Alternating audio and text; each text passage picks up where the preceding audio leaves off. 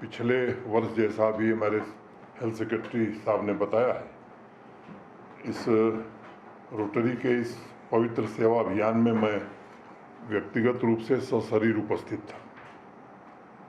चर्चा उसी समय हुई थी कि साउथ कश्मीर में भी इस तरह का एक कैंप आयोजित करने की आवश्यकता है। तैयारियों की दृष्टि से बाकी चीज़ों के इंतजामात के कारण वो तिथि अब निर्धारित हुई है। पूर्व निर्धारित कार्यक्रम के कारण मैं जम्मू में था और इसलिए व्यक्तिगत रूप से आपके बीच उपस्थित नहीं हो सका, लेकिन मेरा मन, मैं कहूँ या शरीर, वास्तव में वहीं पर उपस्थित, ऐसा मैं मानता हूँ। मैं आभारी हूँ अपने रोटरी के सभी लोगों का और हेल्थ डिपार्टमेंट का, डिस्ट्रिक्ट एडमिनिस्ट्रेशन के हमारे जो सहयोगी हैं, मेडिकल फ्रेटर्निटी के सभी लोगों का। जब भी ज़रूरत पड़ी है जम्मू कश्मीर में, चाहे वो कोविड का दौर रहा हो या अभी अमरनाथ जी की यात्रा समाप्त हुई है, हमारे हेल्थ वर्कर्स ने सेवा भाव से वास्तव में पूरी तरह से जुट करके लोगों की सेवा की है। जो देश के अलग अलग हिस्सों से डॉक्टर आए हैं, मैं उनके प्रति विशेष रूप से जम्मू कश्मीर प्रशासन की ओर से आभार व्यक्त करता हूं, हृदय से कृतज्ञता ज्ञापित करता हूं। अनंतनाग से शुरू हो रहा ये मेडिकल कैंप साउथ कश्मीर के कुलगांव, शोपियां और पुलवामा, इन चारों जिलों में संपादित होगा और स्पेशलाइज्ड सर्जरी इस कैंप में की जाएगी। मुझे बताया गया है कि शुरुआत में ही 2000 से ज़्यादा मरीजों के पंजीकरण कर लिए गए। अब कई बार ये कठिनाई होती है कि सामान्य रूप से जो हमारे हॉस्पिटल्स फंक्शनल हैं, वहाँ वर्कलोड इतना ज़्यादा रहता है कि बहुत सारे लोगों को लंबे समय तक इंतज़ार करना पड़ता है। कोविड पैंडमिक के बाद ये मुझे लगता है कि संख्या काफ़ी बढ़ी थी। उस समय रोटरी की ओर से जो डॉक्टर साहब आए थे लोग, उन लोगों की मदद से काफ़ी हद तक हमने उसमें सफलता पाई थी। अभी जैसा बताया गया कि ऑप्थेल्मोलॉजी, जनरल और laparoscopic surgery, gynaec surgery, orthopaedics, ENT, plastic surgery, paediatric surgery और कैंसर की भी सर्जरी, अनेक विशेषज्ञ आए हैं और इसका लाभ सामान्य व्यक्ति को मिलेगा। मैं समझता हूं कि स्वास्थ्य के क्षेत्र में रोटरी का जो योगदान है, देश नहीं पूरी दुनिया उसकी सराहना करती है और रोटरी को बहुत सारे लोग देश में ईश्वर के दूत के रूप में भी मानते हैं और नर सेवा से बड़ी सेवा कुछ होती नहीं है। परोपकार जिनके जीवन का लक्ष्य हो जाए, मैं समझता हूं कि वो महामानव हो जाते हैं और इस अभियान के कारण रोटरी का नाम बड़ी श्रद्धा से, बड़े सम्मान से देश और देश के बाहर भी लिया जाता है। जम्मू कश्मीर प्रशासन भी ये कोशिश करता है और हर प्रकार की कोशिश करता है कि जन स्वास्थ्य की जो सेवाएं हैं वो अच्छे ढंग से सामान्य व्यक्ति तक पहुंच सकें और लोग क्वालिटी लिविंग लोगों की सुनिश्चित की जा सके। इसका हर प्रयास हमारा हेल्थ डिपार्टमेंट करता है, सभी डॉक्टर करते हैं। आज सुबह मैं एक गुरुकुल के कार्यक्रम में था तो महाभारत के एक प्रसंग का मैंने जिक्र किया। मुझे लगता है कि वो मुझे दोहराना पड़ेगा एक श्लोक को, न तो हम कामये राज्यम न स्वर्गम न पुनर्भवम, कामये दुख तप्ता नाम प्राणी नाम आर्तिनाशनम। यानी मुझे राज्य की कामना भी नहीं है, राज्य मिले तो भी कोई बात नहीं, न मिले तो भी कोई बात नहीं, जीवन में मुक्ति मिले तो भी ठीक, न मिले तो भी ठीक। एक कामना जरूर है कि जो दुखी हैं, जो ज़रूरतमंद हैं, उनकी सेवा का अवसर मिले।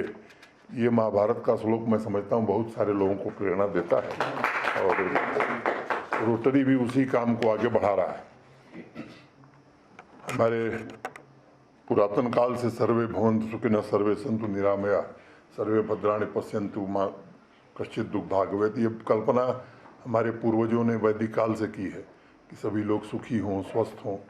मैं समझता हूँ उसी दिशा में जम्मू कश्मीर का हेल्थ डिपार्टमेंट और रोटरी के हमारे साथी मिलकर के काम कर रहे हैं। यह भाव, यह मानवीय संवेदना जितनी प्रबल होती है, मैं समझता हूँ कि समाज में उसका व्यापक असर होता है।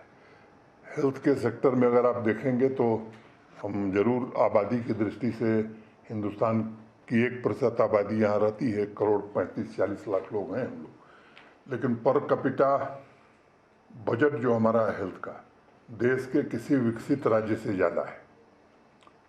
नाम चाहे किसी का हो हेल्थ सर्विस में, केरल हो या किसी का, लेकिन पर कैपिटा एलोकेशन हमारा जो है देश में सबसे ज़्यादा है। और सुविधाएं भी मैं कह सकता हूं कि जम्मू कश्मीर में सरकारी तौर पर काफ़ी बेहतर हैं बाकी प्रदेशों की तुलना में। ये सच है कि कभी 3 ही मेडिकल कॉलेज थे, आज माननीय प्रधानमंत्री जी के कारण 7 नए medical college, 2 AIIMS, 2 cancer institute Jammu Kashmir को मिले हैं। उसमें कई फंक्शनल हो गए हैं, कई फंक्शनल होने की प्रक्रिया में।